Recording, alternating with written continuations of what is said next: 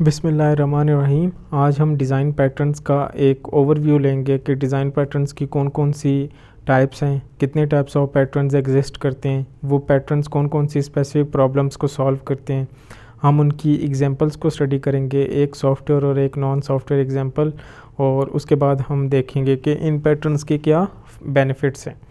तो अगर हम स्टार्ट करें तो हमारे पास जेनेरिकली 4 तरह के पैटर्न्स होते हैं: creational pattern, structure patterns, behavioural and J2EE patterns. अगर हम क्रिएशनल पैटर्न्स की बात करें तो ये बेसिकली ऑब्जेक्ट क्रिएशन लॉजिक की बात करते हैं कि how can we create an object without exposing their creational logic. Instantiation logic को हम हाइड करते हुए कैसे ऑब्जेक्ट्स को क्रिएट कर सकते हैं, और इसमें हम एक स्पेसिफिक क्लास को यूज़ करते हैं और उसको ये अथॉरिटी दे देते हैं, पावर डेलीगेट कर देते हैं कि वो अपनी मर्ज़ी से ऑब्जेक्ट्स को क्रिएट करे। हम क्लाइंट को ये फ्रीडम नहीं देते कि वो ऑब्जेक्ट को अपनी मर्ज़ी से क्रिएट करे। तो इससे हम जो है तो नॉर्मली प्रोग्राम में ज़्यादा फ्लेक्सिबिलिटी आती है। तो क्रिएशनल पैटर्न्स बहुत इंपॉर्टेंट पैटर्न्स हैं जो कि हम यूज़ करते हैं। एक एग्जांपल फैक्ट्री पैटर्न की है, वो है फैक्ट्री मेथड पैटर्न है, एब्स्ट्रैक्ट फैक्ट्री पैटर्न है, सिंगलेटन है, builder, prototype and object pool. ये जितने पैटर्न्स हैं ये सारे क्रिएशनल पैटर्न्स की कैटेगरी में लाई करते हैं, और ये सारे पैटर्न्स ऑब्जेक्ट क्रिएशन की बात करते हैं कि आपने ऑब्जेक्ट कैसे क्रिएट करने और फिर उसको आपने कैसे शेयर करना है बाकी सबके साथ without exposing their creation logic. अगर हम स्ट्रक्चर पैटर्न्स की बात करेंगे तो these design patterns concern class and object composition, कि जो आपकी क्लास होगी और जो आपके ऑब्जेक्ट्स होंगे वो आपस में कैसे बिहेव करेंगे। Concept of inheritance is use to compose interfaces and define ways to compose object to obtain new functionality.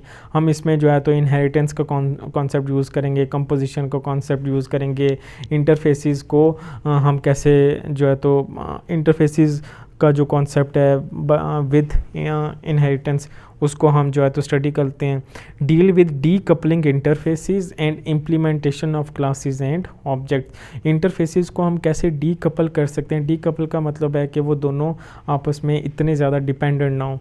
तो हम स्ट्रक्चर पैटर्न्स की एक जेनेरिक टर्म में बात करें तो इसमें हम क्लास और जो उसका ऑब्जेक्ट होगा उसकी ज़्यादा बात करते हैं कि उनको हम कैसे इम्प्लीमेंट करेंगे, उनको कैसे हम यूज़ करके डिफरेंट फंक्शनैलिटीज़ को एक्सेस कर सकते हैं।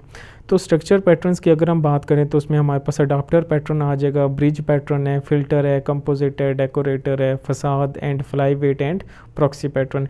ये जितने पैटर्न्स हैं ये सारे ऑब्जेक्ट एंड क्लास ये कंपोजिशन की बात करते हैं कि हम ऑब्जेक्ट एंड क्लास को कैसे इम्प्लीमेंट कर सकते हैं, कैसे इनके थ्रू डिफरेंट फंक्शनैलिटीज़ को एक्सेस कर सकते हैं। इसके बाद थर्ड कैटेगरी आ जाती है behaviour pattern. These design patterns are specifically concerned with communication between objects. इनका जो एक मेन टारगेट है वो सिर्फ ऑब्जेक्ट्स के ऊपर है, क्लास से इनका कोई लेना देना नहीं है। ये सिर्फ ऑब्जेक्ट्स के दरमियान जो कम्युनिकेशन होती है उसकी बात करते हैं। Deals with dynamic interaction among societies of classes and object. तो इसमें हम बेसिकली जो ऑब्जेक्ट्स का आपस में इंटरेक्शन होता है उसकी बात करेंगे कि वो कैसे इंटरेक्ट करेंगे और हाउ दे डिस्ट्रीब्यूट रिस्पॉन्सिबिलिटी, और ऑब्जेक्ट्स एक दूसरे को कैसे रिस्पॉन्सिबिलिटीज़ जो है तो वो डिस्ट्रीब्यूट करते हैं, डेलीगेट करते हैं। तो इसमें हमारे पास चेन ऑफ रिस्पॉन्सिबिलिटी आ जाते हैं। हमें पता है कि हम स्पेसिफिक जो है तो सीक्वेंस वाइज अगर कोई रिक्वेस्ट है, जैसे हम अगर खाना खाने जाते हैं तो उसमें चेन ऑफ रिस्पॉन्सिबिलिटी का जो पैटर्न है वो नॉर्मली फॉलो किया जाता है। कमांड का पैटर्न है, आप किसी को कमांड देंगे वो फिर उससे जो लोअर लेवल पे होगा उसको कमांड देता है, फिर उससे फर्दर। इसी तरह इंटरप्रेटर है, आइट्रेटर है, मीडिएटर, मोमेंटो, ऑब्जर्वर, स्टेट, नल ऑब्जेक्ट पैटर्न है, स्ट्रेटजी, टेम्पलेट एंड विजिटर। ये जितने मेथड्स हैं ये सारे बिहेवियर पैटर्न्स की कैटेगरी में लाई करते हैं। जितने पैटर्न्स हैं ये सारे बिहेवियर पैटर्न की कैटेगरी में लाई करते हैं। आपने देखा होगा जावा में जब आप समटाइम्स काम करते हैं तो नल पॉइंटर नल ऑब्जेक्ट की एक एक्सेप्शन आती है। तो ये तब होता है जब आप ऐसे ऑब्जेक्ट को रेफरेंस करें जो एग्जिस्ट ना करता हो। तो J2EE पैटर्न्स की बात करें तो ये बेसिकली प्रेजेंटेशन टीयर में आते हैं। These design patterns are specifically concern with the presentation tier, और ये सन जावा ने जो है तो इन्हें आइडेंटिफाई और बनाया था। तो इसमें आपके पास मॉडल व्यू कंट्रोलर आ जाता है, पैटर्न है, ये डिस्कस हमने किया था। फिर composite entity, data access object, front controller, service locator, ये कुछ वो पैटर्न्स हैं जो कि J2EE पैटर्न्स की कैटेगरी में लाए करते हैं। इनको हम जो है तो डिटेल में इंशाल्लाह डिस्कस करेंगे। अच्छा जी, हम अब कुछ एग्जांपल्स की बात करते हैं कि हमें इन पैटर्न्स का ज़रा क्लियर हो जाए कि हर पैटर्न का मेन काम क्या है और इनका बेनिफिट्स क्या हैं। अच्छा जी, तो इसमें हम एक नॉन सॉफ्टवेयर एग्जांपल को स्टडी करेंगे और एक हम सॉफ्टवेयर काउंटर पार्ट एग्जाम्पल को स्टडी करेंगे। तो सबसे पहले आ जाता है फसाद। फसाद का मतलब है कि जैसे कस्टमर सर्विस रिप्रेजेंटेटिव है, अगर हम हमारे कोई सिम में कोई इशू आ जाता है या हमने दराज में कोई ऑर्डर प्ले करना है तो वहाँ पे हम दराज की हेल्पलाइन पे कॉल करेंगे और उनका जो कस्टमर सर्विस रिप्रेजेंटेटिव होगा वो हमसे बात करेगा और वो फर्दर हमारी जो प्रॉब्लम्स है वो उनको आगे डेलीगेट करता है। अगर फॉर एग्ज़ाम्पल हमारे जो है तो ऑर्डर किससे रिलेट इशू होगा तो ऑर्डर की तरफ हमें मूव करेगा, अदरवाइज़ रिफ़ंड का कोई इशू होगा तो हम रिफ़ंड की तरफ मूव कर जाएंगे। या जैसे अगर हम कहीं पे कॉल मिलाते हैं, वो कहते हैं कि press 1 for balance inquiry, press 2 for this, press 3 for this, press 0 for talk to our customer service representative. तो वो जो एक इंटरफेस आ रहा होता है उसको हम कह सकते हैं कि this is a facade. Provide a unified interface to a set of interfaces in a subsystem, कि ये हमारे पास वो एक जैसे रिसेप्शन है तो ये हमारे पास वो एक इंटरफेस होता है जिसके थ्रू बाकी जितने भी इंटरफेस हैं हम उन तक पहुंच सकते हैं, हम डायरेक्ट नहीं उनको एक्सेस कर सकते। तो अगर हम वैसे एग्जांपल ले लें, कंट्रोल पैनल है, वो एक फसाद इंटरफेस की एग्जांपल है। फसाद एक बेसिकली एक जर्मन वर्ड है जिसका मतलब है कि एक जगह पे एक यूनिफाइड आपको एक स्पेस दे दी जाए। तो आपका एक डेस्कटॉप है, एक ही जगह के ऊपर आपको सारे फैसिलिटीज़ मिलती हैं। कंट्रोल पैनल में आपको सेटिंग्स की सारी चीज़ें मिल जाती हैं। तो ये एक एग्जांपल है सॉफ्टवेयर में फसाद पैटर्न की। फ्लाइट वेट पैटर्न की अगर हम बात करेंगे तो use sharing to support large number of fine grained objects efficiently. इसमें क्या होता है कि आप कुछ ऑब्जेक्ट्स को यूज़ करते हैं to support large number of object. जैसे यहाँ पे ये टेलीफोन है तो ये जो डायल टोन जनरेटर है इसके थ्रू आप कितने जो है तो कॉल्स कर सकते हैं, कितने डिफरेंट नंबर्स को ट्राई कर सकते हैं।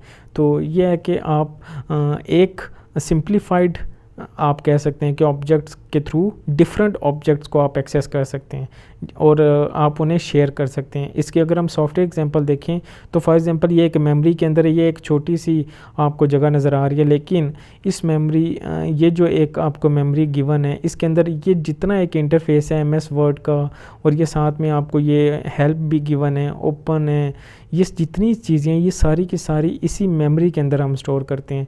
तो ये बेसिकली स्मॉल ऑब्जेक्ट्स हैं, लेकिन अगर हम हर एक ऑब्जेक्ट को अलहदा से मेमोरी देना शुरू कर दें फिर तो बड़ा मसला हो जाए, ठीक है। तो मेमोरी बहुत ज़्यादा वेस्ट हो जाती है। तो हम क्या करते हैं, एक मेमोरी डिस्ट्रीब्यूट कर देते हैं कि जितने भी लोग हों वो सारे जो है तो उसी को यूज़ करें। जैसे कॉमन प्रेयर्स रूम है या कॉमन रूम होता है यूनिवर्सिटीज़ में, तो अगर हम जो है तो हर एक ग्रुप को अलहदा हम प्रोवाइड करना शुरू कर दें वो तो इशू हो जाएगा। तो हम एक यूनिफाइड स्पेस दे देते हैं कि यहाँ पे रहते हुए सब आपस में शेयर कर लें। अच्छा जी, इसी तरह चेन ऑफ रिस्पॉन्सिबिलिटी में क्या होगा, chain the receiving object and pass the request along the chain until an object handles it। ठीक है, ये बेसिकली चेन ऑफ रिस्पॉन्सिबिलिटी का मतलब है कि आप उस रिक्वेस्ट को पास करते जाएं, उस वक्त तक आप पास करें जब तक रिक्वेस्ट हैंडल नहीं हो जाती। जैसे ये कॉइन्स का है कि अगर आपको कुछ कॉइन्स चाहिए तो आप यहाँ पे कोई भी इनपुट करेंगे तो या फॉर एग्जांपल अगर आपने ये कॉइन्स की डिफरेंट है, ये 25 है, ये $5 का है, सेंट्स का है, ये 10 का है और ये 1 का है। अगर आप 25 सेंट्स का कॉइन इंटर करेंगे तो वो यहाँ पे आके स्टॉप कर जाएगा।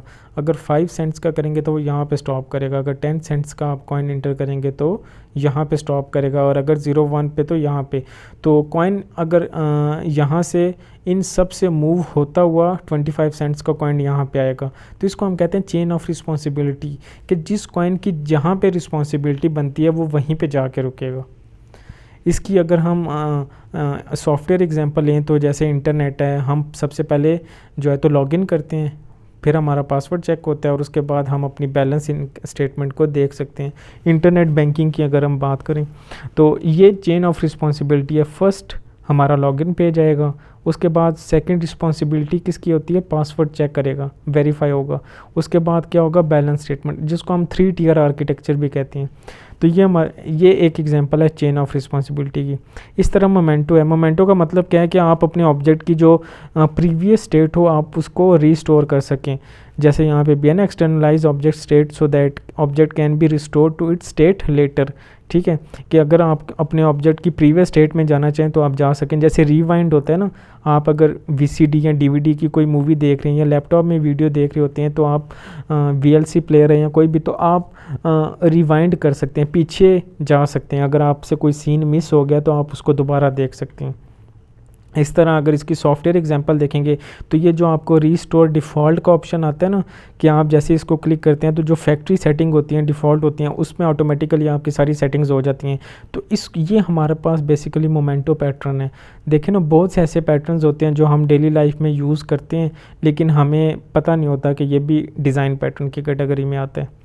इसी तरह ऑब्जर्वर पैटर्न है, ये ऑक्शनर है। ऑक्शंस आपने देखी होंगी, जैसे अगर कोई भी चीज़ बेचनी है या आप ऑक्शन इस तरह की डिफरेंट वेबसाइट्स भी हैं, तो वहाँ पे क्या होता है, जो ऑक्शनर होता है वो कोई भी चीज़ की जो है तो बिड, जो भी चीज़ उसने बेचनी होती है उसकी बिड करता है और जो सबसे बड़ी बिड प्लेस करेगा। ये नॉर्मली ये फ्रीलांसिंग में होता है, फाइवर में भी है, फ्रीलांसिंग में भी, कि जो सबसे कम जो है और जल्दी बिड लगा देता है तो उसको नॉर्मली प्रोजेक्ट मिल जाता है।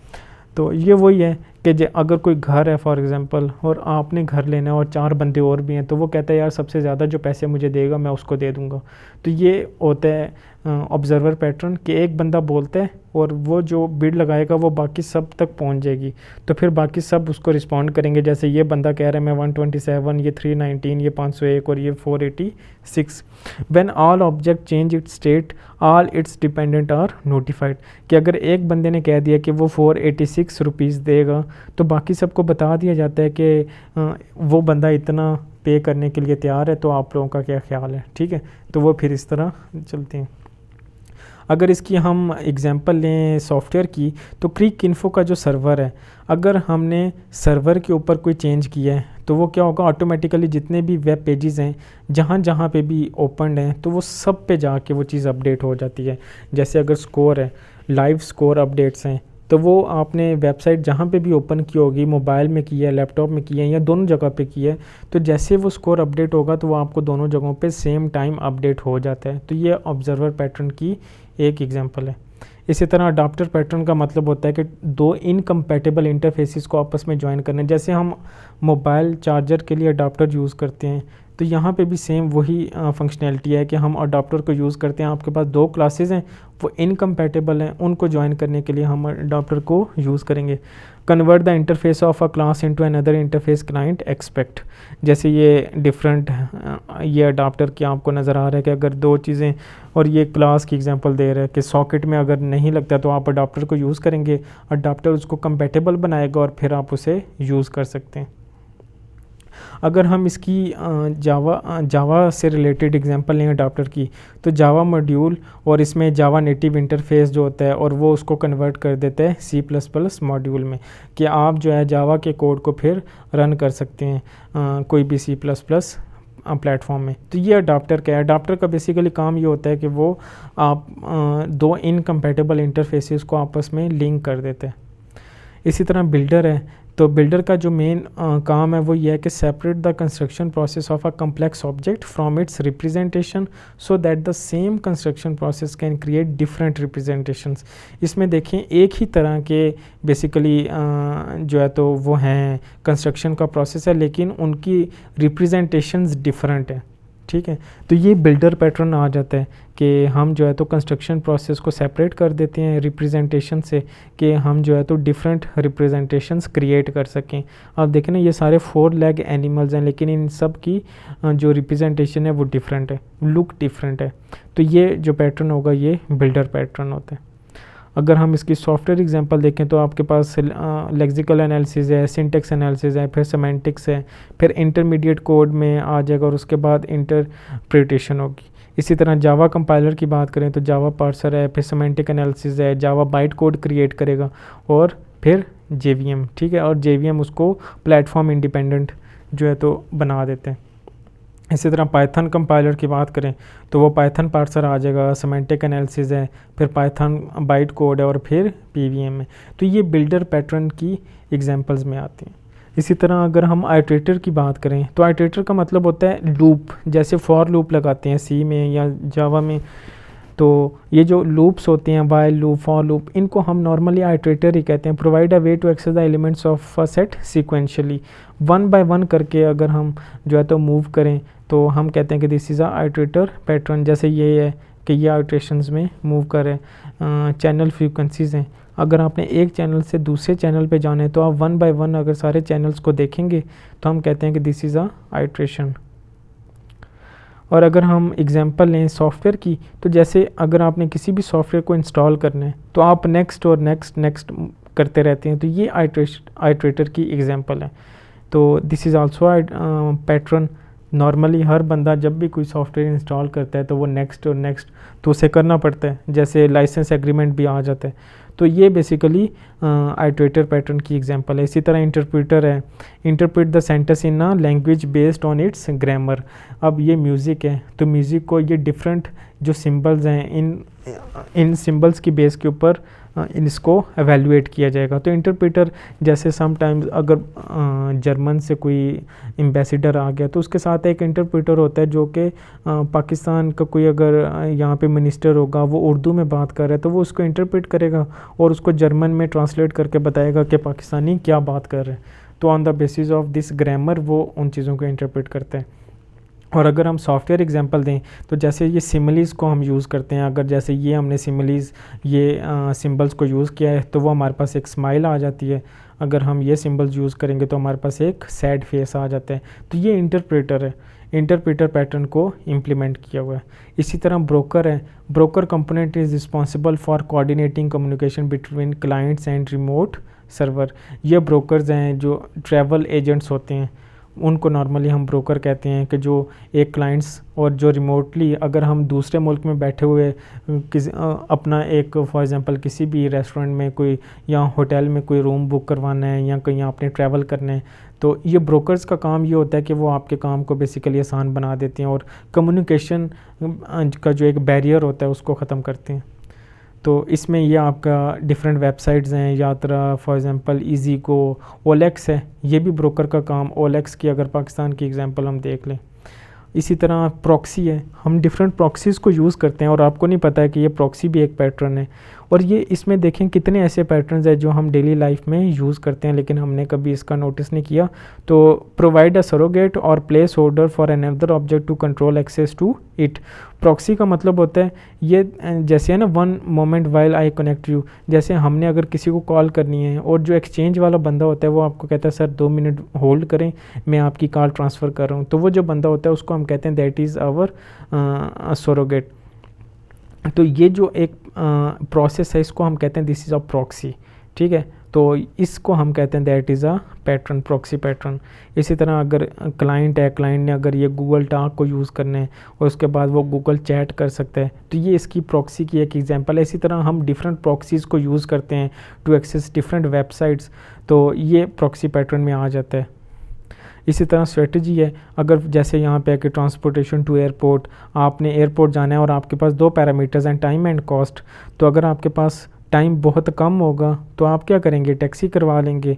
अगर आपके पास टाइम बहुत ज़्यादा है तो आप सिटी बस के थ्रू जा सकते हैं या पर्सनल कार के थ्रू जा सकते हैं। तो ये स्ट्रेटजीज़ आपके पास डिफरेंट ऑप्शंस होते हैं और आप अपने ऑप्शंस को एवेलुएट करते हैं, ठीक है, on the basis of time and cost. जितना कम टाइम होगा तो आप उतना जल्दी जाना चाहेंगे और उतना फास्ट ऑप्शन को सिलेक्ट करेंगे। तो इसमें क्या होता है कि इसमें आपके पास डिफरेंट सेट ऑफ एल्गोरिथम्स होंगे जिनको आप यूज़ करेंगे। अच्छा जी, स्ट्रेटजी पैटर्न में जैसे डिफरेंट काउंटर स्ट्राइक एक गेम है, आजकल पबजी आई हुई है, इस तरह और डिफरेंट गेम्स हैं, तो इनके अंदर भी डिफरेंट स्ट्रेटजीज़ होती हैं, वेपन्स की स्ट्रेटजीज़ हैं और डिफरेंट इनमें लेवल्स होते हैं और हर लेवल में अपनी लेवल की अपनी स्ट्रेटजी होती है। अगर आप उस स्ट्रेटजी को फॉलो नहीं करेंगे तो आप गेम को नहीं जीत सकते। तो ये बेसिकली स्ट्रेटजी पैटर्न है, इन गेम्स के अंदर इनको स्ट्रेटजी पैटर्न्स को इम्प्लीमेंट किया होता है। इसी तरह मीडिएटर हैं, जैसे एविएशन वाले हैं, एविएशन कंट्रोल टावर है, ठीक है, जहाज़ को जो अलाउ करता है कि अब आपने लैंडिंग करनी है या अब आपने नहीं करनी है, जहाँ जो पायलट्स को डायरेक्शंस देते हैं उनका काम होता है मीडिएटर, ठीक है। Loose coupling between colleague object is achieved by having colleagues communicating with the mediator rather than one another, ठीक है। तो इनका ये जो बेसिकली फॉर एग्जांपल ये जो दो एरोप्लेन्स हैं, बजाय इसके कि ये दोनों एरोप्लेन दोनों आपस में पायलट आपस में बात करना शुरू कर दें, ये इस जो टावर होगा ये इसके थ्रू एक दूसरे से बात करेंगे, ठीक है ना। अगर इसके थ्रू बात करेंगे तो इनकी आपस में जो कम्युनिकेशन है वो बेहतर हो जाएगी, बजाय इसके कि ये दोनों एक दूसरे को कहें कि अब मैंने लैंड करना है और अब मैंने लैंड करना है।